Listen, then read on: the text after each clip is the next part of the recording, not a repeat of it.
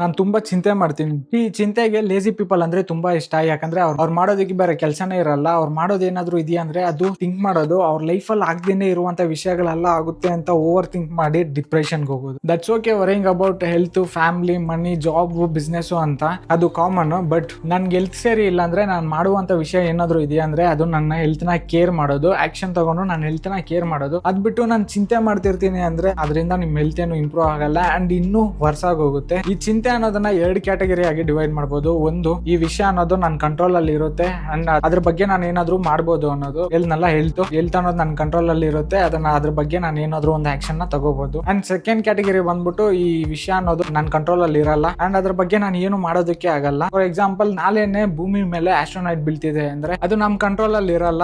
ನಾಳೆ ಭೂಮಿ ಮೇಲೆ ಆಸ್ಟ್ರೋನೈಟ್ ಬೀಳ್ತಿದೆ ಅಂದ್ರೆ ಅದು ನಮ್ಮ ಮನೆ ಮೇಲೆನೆ ಬೀಳುತ್ತೆ, ನಾನು ಸತ್ತೋಗ್ತೀನಿ ಅಂತ ಓವರ್ ಥಿಂಕ್ ಮಾಡಿ ಚಿಂತೆ ಮಾಡೋದ್ರಿಂದ ಏನು ಪ್ರಯೋಜನನೇ ಇಲ್ಲ. ಸೊ ಫೈನಲಿ ನಾನು ಏನ್ ಹೇಳ್ತಿದ್ದೀನಿ ಅಂದ್ರೆ ನಿಮ್ ಲೈಫ್ ಅಲ್ಲಿ ಚಿಂತೆಗೆ ಸ್ಪೇಸ್ ಇರಬಾರ್ದು. ನೀವಿದ್ರೆ ಅದು ನಿಮ್ ಕಂಟ್ರೋಲ್ ಅಲ್ಲಿ ಇದ್ದು ನೀವೇನಾದ್ರೂ ಮಾಡೋಕ್ಕಾದ್ರೆ ಮಾಡಬೇಕು, ಚಿಂತೆ ಅಲ್ಲ. ಅಂಡ್ ಅದು ನಿಮ್ ಕಂಟ್ರೋಲ್ ಅಲ್ಲಿ ಇಲ್ಲ, ನೀವೇನು ಮಾಡೋದಕ್ಕಾಗಲ್ಲ ಅಂದ್ರೆ ಚಿಂತೆ ಮಾಡೋದ್ರಲ್ಲಿ ಪ್ರಯೋಜನ ಇಲ್ಲ.